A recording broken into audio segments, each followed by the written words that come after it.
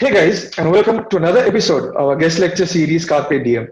Joining us today is a Tiger of Madras. He is India's first Grandmaster, the first recipient of the Rajiv Gandhi Khel Ratna Award, the first sports person to receive the Padma Vibhushan, and so many more accolades that one could go on and on. Joining us today is none other than Mr. Vishwanathan Anand. Hello sir, how are you doing today sir? I'm doing well. How are you? Fine, thank you so much for joining us today. Pleasure. So, before we start with the interview, Festember is proud to announce its collaboration with CRY, which stands for Child Rights in You, which works towards ensuring happy childhoods for all children. With the ongoing pandemic, they need our support more than ever.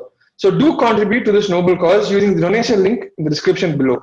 With that being said, we're all ready to kickstart with the interview. So, we've heard that your mother, Mrs. Shushila, being a chess connoisseur, has constantly helped you in the game of chess. Was she the first person to introduce you to the game of chess? How did that happen? So when I was 6 years old, my elder brother and sister were playing a game of chess. And, like always, the youngest in the family, I went and pestered my mother to teach me as well because I wanted to join in. Yeah. Luckily, my mother came from a chess playing family. So my grandfather, some of my uncles have played chess. And so there was some chess culture in the family. And I was lucky that my mother was able to teach me the rules. And that's how I got started. Nice, nice. Very interesting. So, have you ever lost a game with Mrs. Sushila? Do you remember any game in particular that like you lost, but it was a huge learning experience for you? I'm sure I've lost games to her. I mean, at the beginning, I must have lost. I mean, really lost because she probably wouldn't have given me, she wouldn't have actually finished the job, I'm sure. As a parent, she would have let it go somehow. But then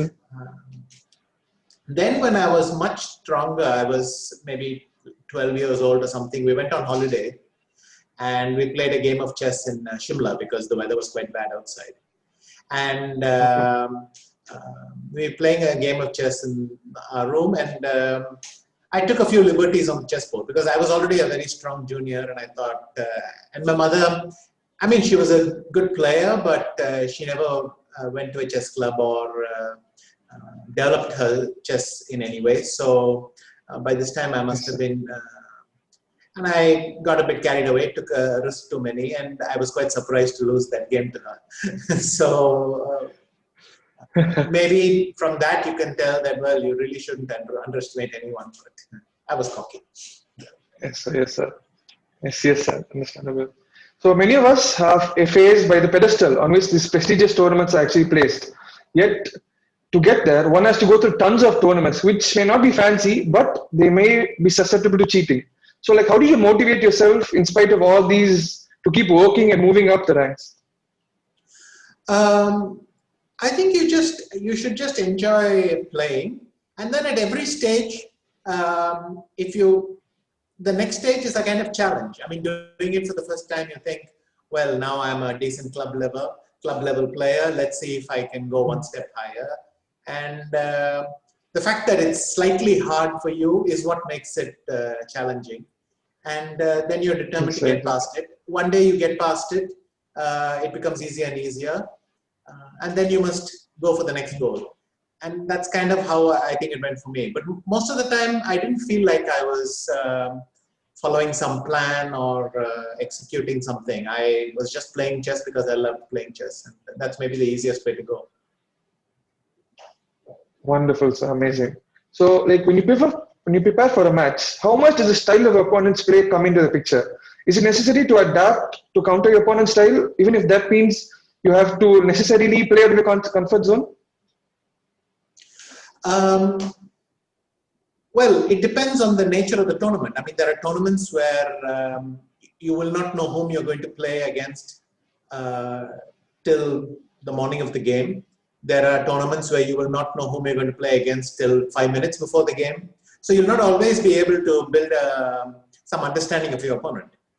On the other hand, at the other extreme are the World Championships where you know your opponent for months in advance and you can concentrate all your thought process on that person. But wherever possible, it's a huge advantage. I mean, we have a saying in chess that you're not playing the chessboard, you're playing your opponent.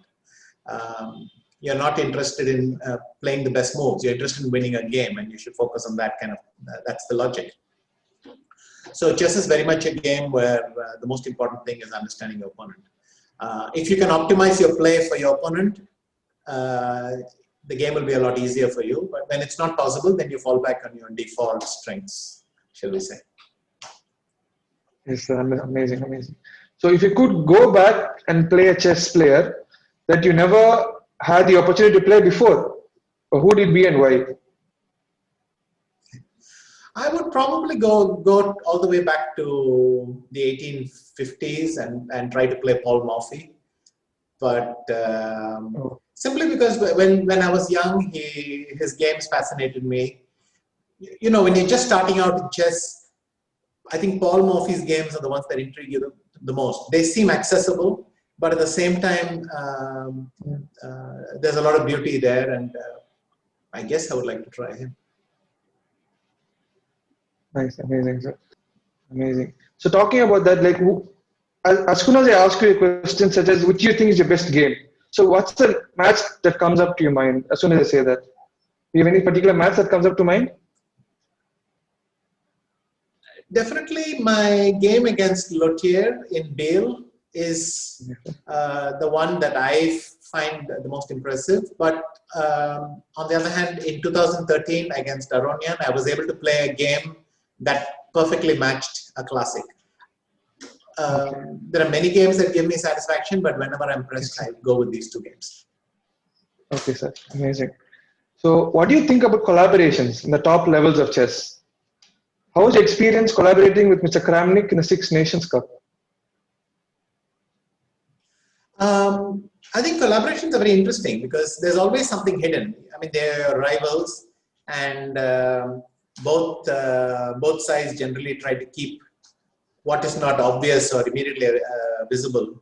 You try to keep it secret, and that's part of the rivalry. And then one day when but if you are friendly with people, sometimes the window will open a little bit. You might go out for dinner together or have a chat somewhere, and you might discuss a few things. Generally, if you are honest, the other person will perceive that, and they will also share openly. If it looks like you're trying to game the conversation, they also will hold back. But it's very revealing for me because suddenly, like I said, people who normally try to hide something from you open up and tell you even little details. And then you think, oh, wow, that's how he looks at it. Oh, and I actually didn't think that. And those kinds of thoughts can be very interesting. Amazing. So do you have any stories that you like to share with us from that Six Nations Cup interaction with Mr. Kramnik? Quite a few. I remember when I was going to play against Topalov. The funny thing is, for that match, we had more or less copied Kramnik's approach to that match to playing with the same opponent because we felt it is best suited to him. And I remember Kramnik called us one day and joined us, and he said, "I'm very flattered that you're trying to imitate me, but you're doing it badly. Can I help you?" And I remember that joke, and it broke the ice immediately, and we started to work together. But in general, I found it incredibly interesting. I mean, Kramnik is very good at many areas that I'm weak at, and so suddenly it's like having a little guru who's helping you through that. Amazing, awesome to hear. So, did you catch the Netflix series Queen's Gambit by any chance? Did you like it, first of all? Yes, very much. I liked it. I watched it, and then I did a review in a couple of places. I felt that it came the closest to being perfectly accurate as a chess series. I mean, normally film directors, they look more for beauty rather than chess accuracy, and so the pieces will go off, and I think. But this one, they had very good chess consultants, and they were able to really focus on rendering that accurately. I enjoyed that. And I felt they also caught a lot of the nuances, the thought processes of chess players, and a lot of the scenes that happened at chess tournaments and the interactions between them felt very realistic to me. So as a chess player, I enjoyed it. The nice thing is that it's quite rare that you have a series that is enjoyed both by chess players and the wider public. And Netflix, the Queen's Gambit was so popular on Netflix. I think it was the most watched series ever until a few months ago, that it seems to have resonated with the non-chess audience as well. And I think it's rare that you have a series that bridges both. Yes, sir. Amazing. Awesome. So, do you have also visualization techniques like how to show in the Queen Gambits? Do you have something similar to that by chance? Yeah, in fact, that's quite routine. There is nothing exceptional in that. Many chess players do this. You have the position in your head, and after a while you realize there's no need that you have to be seen. You can look up, you can look anywhere, and the position is still there. So it's a quite common method for chess players to think like that, and I think that's why they portrayed it, or they focus on that aspect. Interesting. So we'll move on to the fun segment now. So Okay. basically, we have a fun segment where we will show you a position from some of your most famous matches. And we would like you to tell us any stories that was behind, like before you move that or surrounding the game. Anything that comes up to mind as soon as you see the chess pieces. Okay. How will you do this? You're going to share a screen? Or? There. Oh, yes, they'll be sharing a screen right now. Mm-hmm. So if you could pick a number. Okay, 1.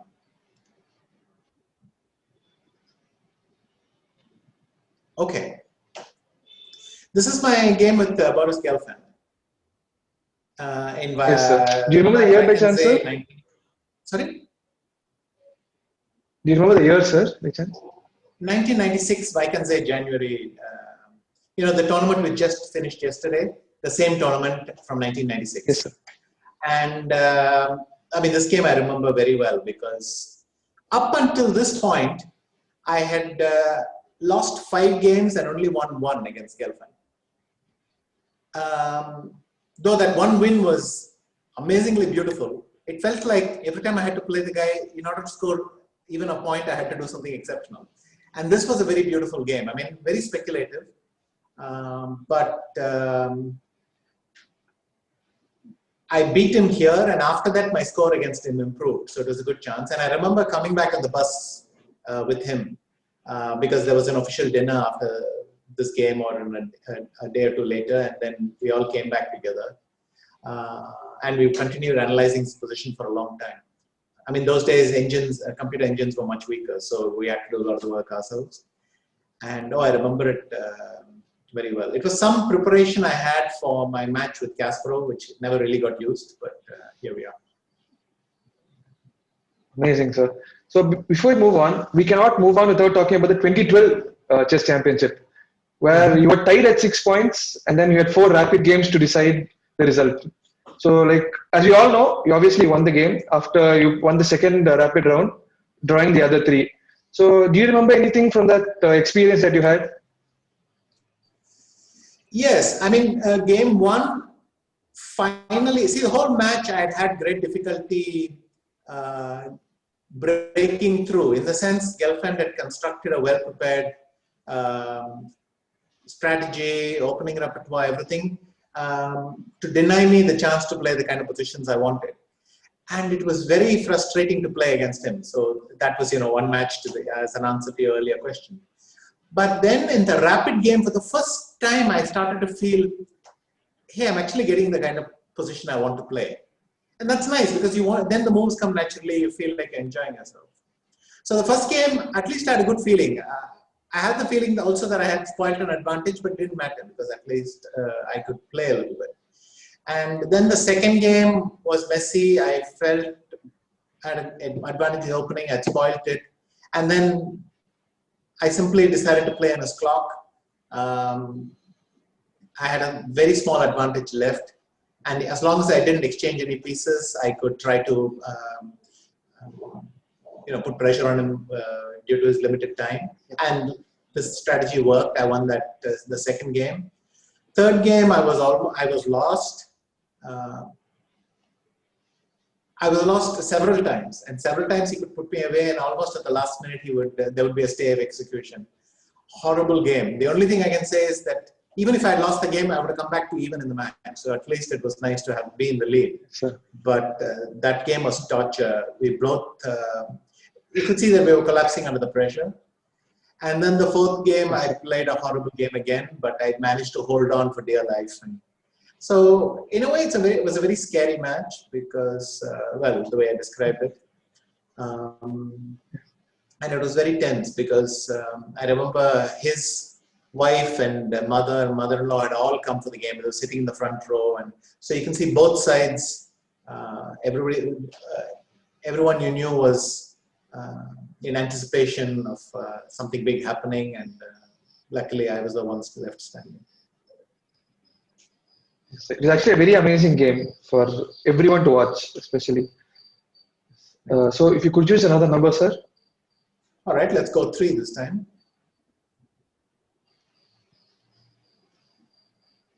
Oh, lovely, this one, I like it. This is my game with Caruana from 2017 in St. Louis. And it was such a joy. When I saw this position coming up, I saw that I had this move, Queen D4. And when he played it, and by the way, Caruana is one of the best calculators I've ever met. Because he's very disciplined, he just sits there and calculates, and normally sees things that even other people miss. So I was really surprised that a move that I came to my eyes very easily, he had just overlooked. But at the same time, this is the kind of move which is they call it a quiet move, because the queen, if you look at the piece, my queen is pinning the rook against his king. And so you would expect that there's a follow-up, something like you bring a rook to attack that rook, or you bring some other piece to bear, or you play h3 and attack the bishop.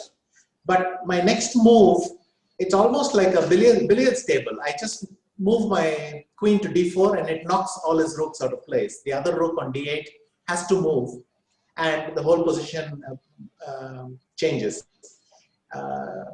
Very nice move to make, and I remember the audience went wild. They were, because surprisingly very few people had seen this move, Queen of d4.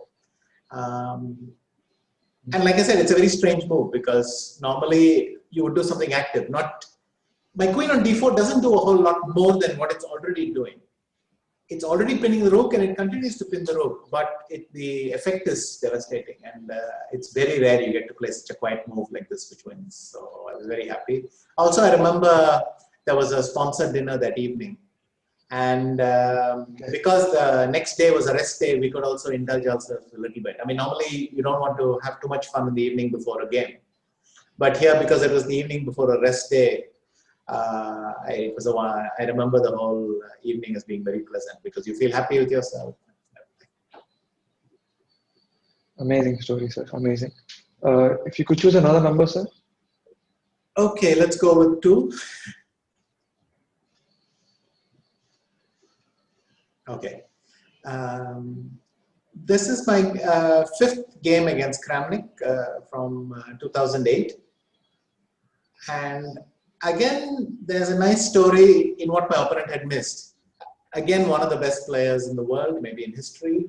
And he had only calculated that my knight could capture the pawn to the side, knight on h2. And then when I capture that, he captures my bishop. I'm sorry, I capture his bishop. And then we have equal material, but he has connected passed pawns on the other side, which normally is not good news for me. And he was surprised that I was heading to this position. Except once again, and this happens rarely because on many occasions Kramnik has outcalculated me, but it happens once in a while, just like the previous game with Caruana, that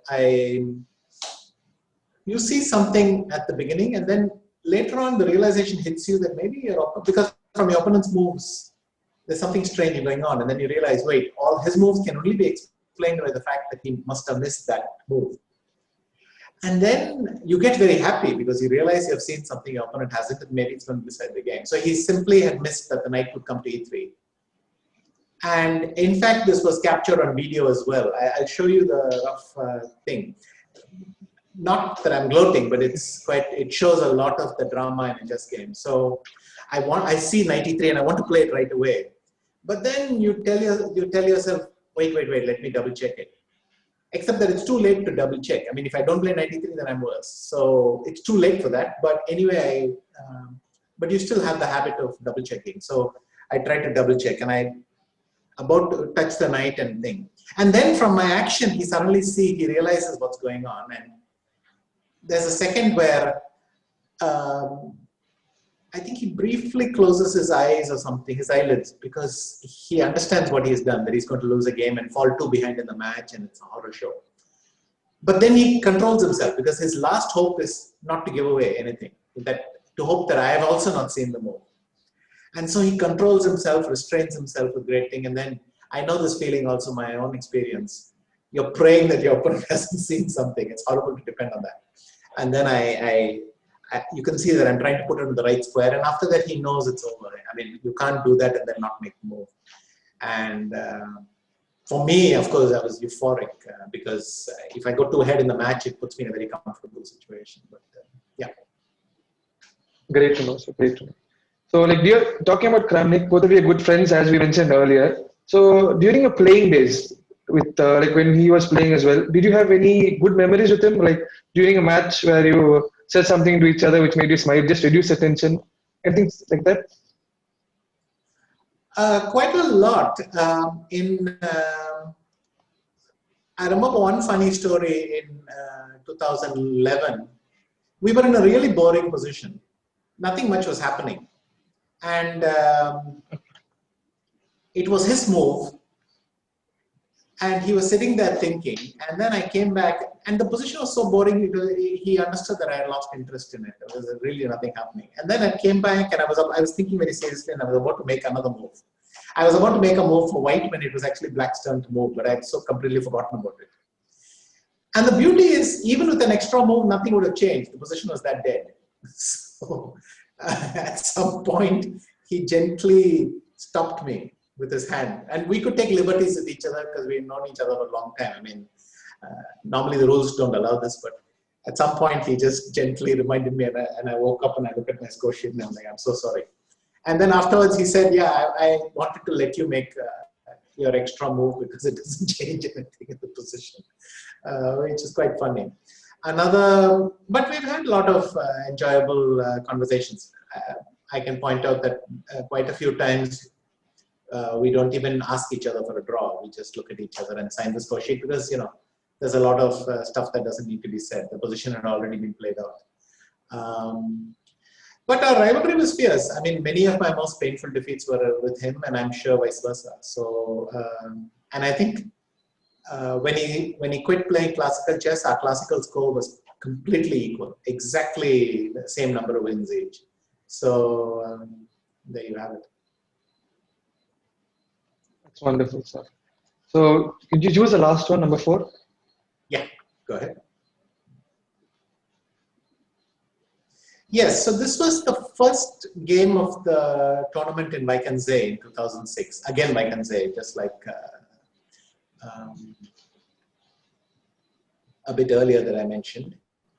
And this was a new system. It had come up in a hurry in like September, October in 2005. Like anything which is hot, I mean, chess suffers from fashion trends just like every other walk of life. So just like something which is hot, this position became all the rage because there are a lot of things to be discovered and, a new setup. People understood a lot of resources. Everyone had studied their things, but Karyakan is a very disciplined player. And then we reached this position. I was surprised that he did what he did because I had not seen that he had commented on this earlier in some magazine. So I was thinking, why is he charging down this line? It doesn't look particularly good to me. And he was charging down this line thinking, why is Vishy entering this? Because it doesn't look good for him. And then when we reached this position, I stopped and I tried to think what I should do. And once again, just like the knight move in the Kramnik game, I played knight c7, which is just a fantastic move. And then I sacrificed my bishop as well, and then I mated him. But the unusual thing was,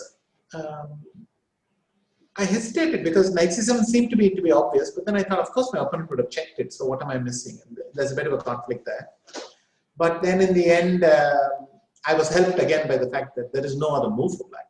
I mean, if I don't play knight c7, then I'm really worse. So you have to bite the bullet and just play it. And that's what I did. And then he started to think, and he understood that. And it's nice to play a game like this where you don't prepare everything, but you find resources on the board. It gives you a lot of confidence for your own strength.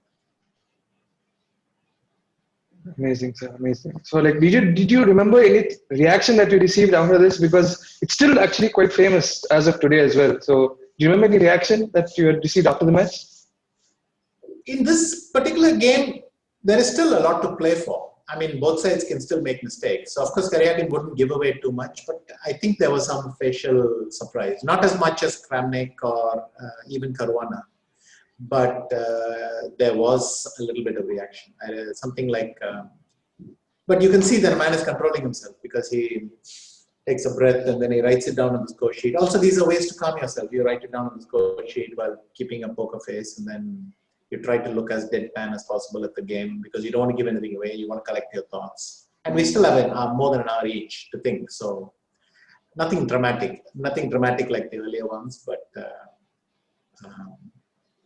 the non-verbal conversation is going off the charts, of course. I mean, the moment I played knight c7, queen c7, rook c8, he and I understand that now we are following a narrow path and one of us has to be winning.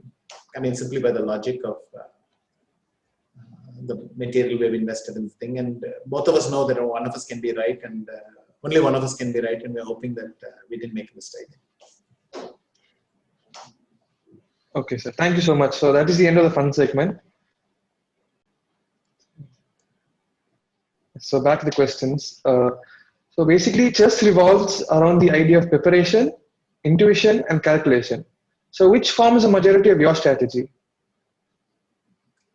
There's a bit of everything. You can't segment these things so easily. I mean, intuition is what you rely on when you don't remember the specific stuff you're supposed to do, then, or you're not able to work it out by some method that you practice, so you take a guess. But even your guesses are based on work that you've done. It's just you've not organized it in your head, and so your brain, being the wonderful instrument it is, it comes up with a move that you cannot explain, but it feels good to you. And preparation. It used to be said that you prepared to get your opponent where you wanted him. Nowadays, it's often said that you prepare so that your opponent doesn't get you where you don't want to be. So the argument is flipped. So now it's almost, if I don't prepare, I will be dragged all over the place. So I prepare just to hold the balance and start a game.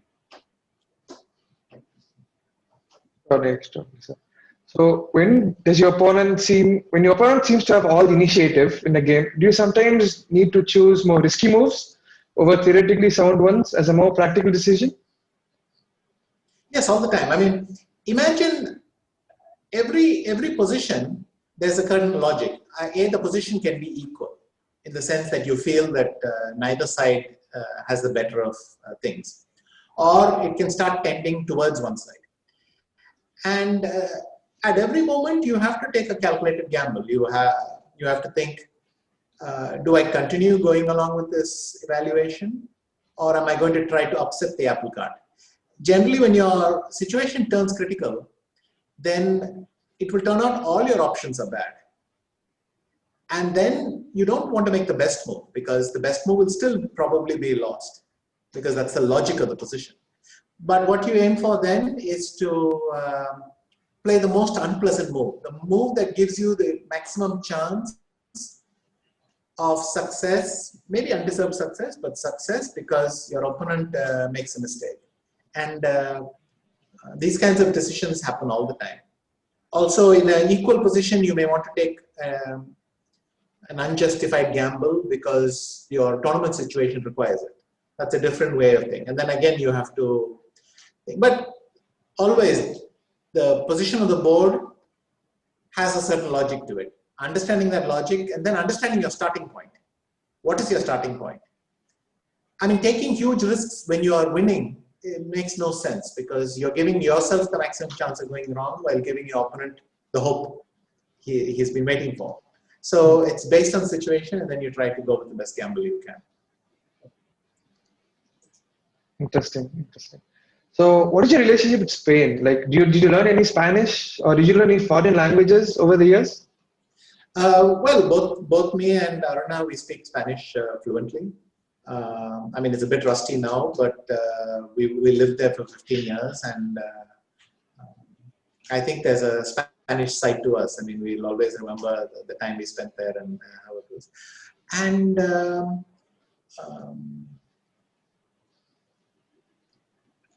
I met this couple in Spain, in Linares, in '91, an elderly couple. He was a big chess fan. His wife, he had retired after being many years in Mexico and the US, and he had come back to live in Spain. And I met him there, and they became almost like my second parents. So that's the reason I kept going back to Spain. But yeah, it's a very big part of our lives. And my French is what I remember from school, so not very good. But my German is quite acceptable. It's quite decent. But my Spanish is the best foreign language, if you like. Wonderful, sir. So, is it inevitable that every sports person has his or her favorite tournament? For example, Roger Federer's favorite tournament might be classified as Wimbledon, Nadal, Roland Garros. So, what tournament do you look forward to the most?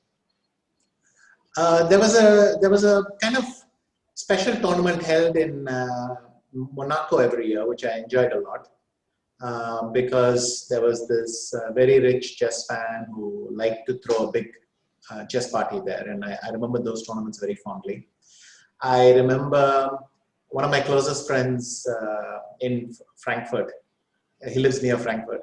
He used to organize a big chess festival in the Frankfurt area. So first year in Frankfurt, then in a small town nearby, Bad Soden, then in Mainz, which is also nearby. And that tournament I used to live for, and probably my best results of all were there.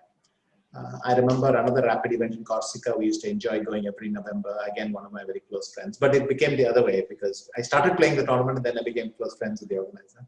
And Tata Steel, the Vikensay tournament, which finished just back, and the one I showed you a couple of games from, that is another big tournament. I mean, it's a winter tournament, you remember, but somehow after 20 editions, it becomes part of your mindset. You just think, January I should be there. Except this year, of course, which is not possible to travel. I'm sure I could come up with more tournaments. I mean, there were a lot of lovely tournaments I played in. I also used to look forward to my trips to Russia and play different events there. So let's say that's a decent list to start with. It's a great, sir. So, how does it feel to have actually won the online chess Olympiad in 2020? Mainly, it was a very pleasant surprise. It just happened. I mean, these Olympiads are very unpredictable, and but somehow every day our team would go through some roller coaster. But at the end of it, we'd be still standing. And like this, we went to the final. Final was quite a big shock because of at some point, the couple of our team members lost internet. And but luckily it turned out it wasn't our fault. There was a global problem and the main server broke. Then because it was not our fault and because we had favorable positions and so we were able to it looked likely that we could come back in the match. Then the World Chess Federation decided they had to adjudicate it this way and finish it. So you had this feeling that you were coping every day. It would be a lot of drama, and at the end of the day, you think, oh, we survived another day. But at the end, I think, and it was very good for India because most of our victories came because of our juniors, and that's also a nice feeling for the future. Amazing, sir. So, do you have any fond memories of since this is the first online edition as well? So, do you have any memories that you have of the tournament, like how you had to prepare the Indian team? Or anything specific that you guys did which was memorable? Well, as memorable as any video conferences. I mean, the problem is we are all sitting at home, and it's a pity because all the team camaraderie and the team atmosphere disappears a little bit. But still, it's nice that chess was able to adapt technologically. But I don't have too many memories because the whole day we were alone, and then we suddenly play, and then we'd have a brief team meeting on Skype or whatever, and then again we would play, and so it went like this. Amazing. So we were actually excited to learn that you're going to mentor chess talents at Westbridge Academy. So can you share your thoughts on this and what drove you towards taking this up? Well, I have seen chess academies run in other countries. One of the famous ones is the Botvinnik Chess Academy, and two of his students were Karpov and Kasparov. So you get an idea of what he was trying to do. And my idea was, at some point, India has such a talented generation of juniors that, how do we tap that and make it something big? And then when Westbridge, I had gone there for some other reason. I had gone there for a talk at their annual day. But when I went there, I remember Sandeep in Westbridge came to me and said, we would like to support chess in some way. Can you think of anything that you would like to do? I said, okay, let me get back to you. And then I said, could we do something like an academy? I mean, I thought, well, in that sense, I would now be the Botvinnik thing. So he liked the idea, and then we were supposed to do it much earlier, but then the pandemic came. And so everything kind of got frozen. And then after some months, I wrote to him saying, how do we want to take this forward? And then we were able to launch. But because of Westbridge's support, I can now organize some structure. We're having regular training sessions, and my role is really as a kind of guide. I try to anticipate what the juniors will need and how. At the moment, we're trying to do a lot of classes for them, because without tournaments, there's not much you can measure yourself against. So we give them a lot of classes. Hopefully they work steadily and they improve. And then when the calendar reopens, then they're ready to go. But the hope is we will produce many champions who will, be in the top 10 of the world, or even fight for the world title in a couple of years. At the moment, it's 4 boys, the 4 young grandmasters, and Vaishali, who's the best female junior, and that's the. Interesting. And with your guidance, I'm sure anything is possible. So, with you as a mentor, definitely we have a chance to have 4 grandmasters who will become world champions one day. So, during your early career, you were nicknamed the Lightning Kid. So, for your skills in fast time formats like Rapid and Blitz. And as we're talking about the 4 young grandmasters, recently Nihal Sarin has become popular for his chess skills under extreme time and pressure. So we can't help but take this as a sign of things to come. So what are your thoughts on this? Yes, well, Nihal is this new generation that plays these extreme formats. I mean, when I was called the Lightning Kid, that was because of my skill in 5-minute games. But Nihal plays 1-minute games. I mean, just to give you an idea, and he plays with seconds on the clock and the reaction times and so on. So this is, if you think of extreme sports, well, this is extreme chess. But it still shows his intuition and his grasp of chess, that he's able to make good enough moves under such time pressure. And it is a sign of things. I mean, Pragnananda, Raunak, Kukesh, all of them are skillful in rapid chess, and rapid chess has become such an important component of the chess circuit that nowadays most people at least play a lot. Extraordinary. So when you're on the road to becoming world champion, it was certainly a path that was less started by Indians especially. So how were you able to deal with this additional psychological pressure?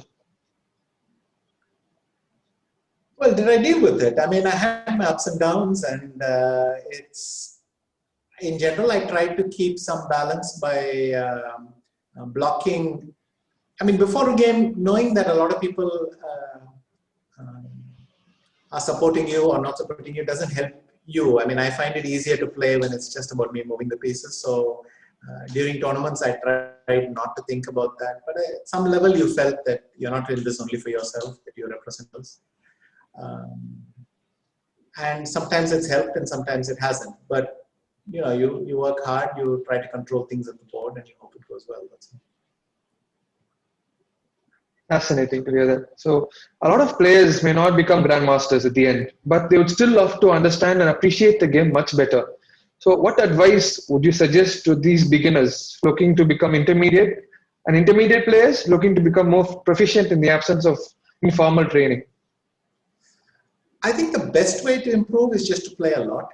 So if you keep playing everywhere, every chance you get, then you become stronger and you feel noticeably stronger. And then when you consult a chess book or you consult a computer, you begin to understand what questions you must ask and what your doubts were.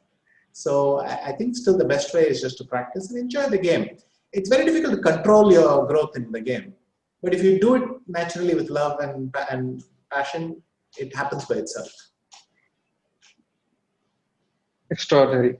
So going back to the topic of young grandmasters, so how does your strategy differ when playing against young grandmasters and playing against experienced old grandmasters that you've played over time and time again? You might make some choices based on what kind of position you're aiming for. I mean, against younger players, you'll try to avoid theoretical battles. Against older players, you probably want more theoretical battles. But in the end, a good chess move is a good chess move. There are not that many options to choose from. Fascinating.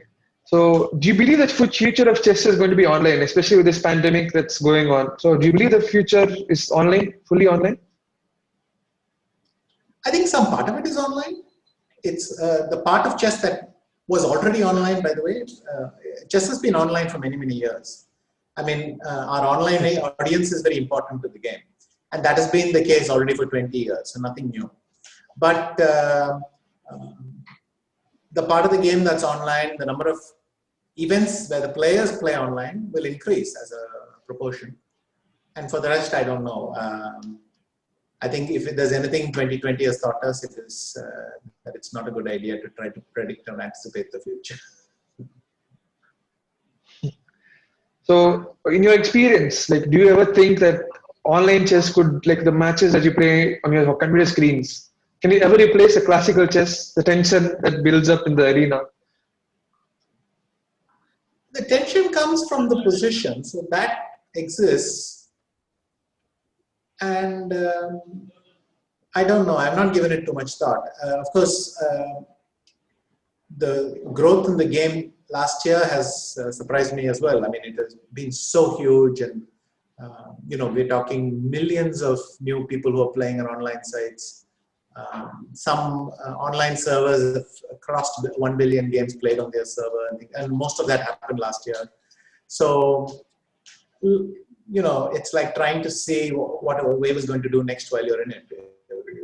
We'll see what happens. But at the very least, I'm very optimistic for chess because there are a lot of positive trends. Fascinating, sir. So we can't go without asking you about your biopic, which is yet to release. So you have any snippets for us or any information for us regarding that? We are still working on the script and everything, but it will be very interesting. I'm sure they will do a good job, and once we decide what goes into the movie. And again, there are a lot of things which I might want to say, but it'll have to be adapted for a movie because the format is different. And that'll be a new experience for me because I've done nothing comparable to a biopic before. So it's very exciting. I'm looking forward to it. Fantastic. We are really waiting for that movie because it's something that we're all looking forward to.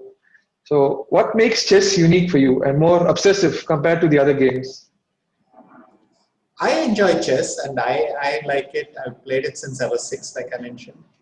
I don't know if it's unique. It's unique to me, but for someone else, they may see the same thing in another way. Obviously, it's what captured my imagination very quickly.